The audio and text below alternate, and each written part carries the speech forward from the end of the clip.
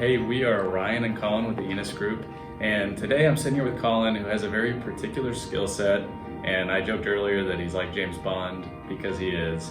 And what he's really, really good at is fighting your tax appraisal, and that is going to come up here before you know it.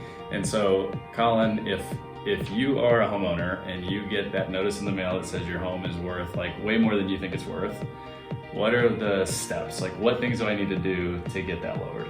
Absolutely, yeah. So one of the things that's really confusing is it can seem kind of matter of fact when you get that piece of paper of this is what your house is worth and this is going to be your property taxes. And there's nothing you can do about it. Right, but that's just a general assessed value that they've come up with. That's not necessarily matter of fact. And it can also be disorienting because there's a lot of misinformation about home value. Yep. So you'll get a Zillow report, you'll get an open door offer, and all of these numbers, there can be a large range. And so the best thing to do is one, oftentimes realtors are willing to help you understand what your house is actually worth, but then there's also ways to lower that as well. So my house is an example, there's repairs that need to be done. So when you think about the value of a home, you have to also think about the cost associated with maintaining that home. And so one, you can look at the purchase price of your house within a certain range to understand, hey, if my house is worth $200,000 this year, and then the next year they're saying it's worth $250,000. That's probably not realistic. It's not realistic. Yeah, absolutely. And so you want to go in and take that information to them and contest that and say,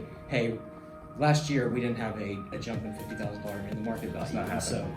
And that's a number that they're creating, and they're doing it automation based on an algorithm most of the time. They're exactly. not usually sending somebody out to your property that's looking at every aspect of your house and going, well, this is why. It's a lot of times computer generated. Exactly. Right? And so you've got a fence that's falling apart, you've got a retaining wall that's collapsing, the house needs to be painted, and so having actual invoices or estimates for those repairs that are needed, that can be another source. Taking photos, so hey, this fence is falling apart, that's going to lower the value of the house by $10,000, maybe. And so, or having an invoice of, hey, the house needs to be painted, that's going to cost. Or we have an AC that's 20 years old, and those sorts of things can add up. And if you come up with a spreadsheet, take some pictures, which I know you've done in the past. Absolutely. So a lot of people go, well, I could contest it online. Like, what do you recommend? Yeah, I say, always face-to-face is always going to be most meaningful. And so kill them with kindness. You walk in, sometimes there's a long line, sometimes you walk straight in. Either way, there's a span of time where they're just looking at homeowners one after another who are and they're not unhappy. happy. Yeah, they're not happy. And so they're frustrated, they're disappointed.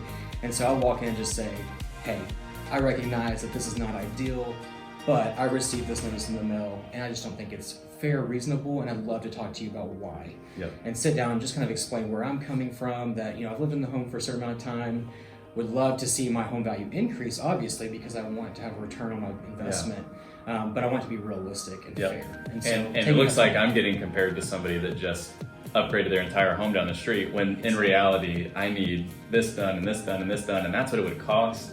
So maybe we can reduce it by X amount, right? Exactly, and what's helpful too, the face-to-face interaction, is they're showing you the comps that they're using to put up against your house. And so if you have information about your neighbors of, hey, I know that they just spent $30,000 on a remodel, so that house isn't a comp for me because my kitchen isn't remodeled. And I think one thing I've heard you say in the past is it's helpful to have a number in mind.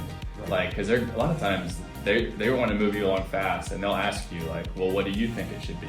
So do you recommend like going in and saying, this is what I would like to see it at? Yeah, I always want to have a number, and I want it to be reasonable. I don't want to lowball them and get into a negotiation battle. Every single time I've walked in, they said, what number should it be? And I just say, hey, I think the most fair and reasonable number is this, and let me explain why.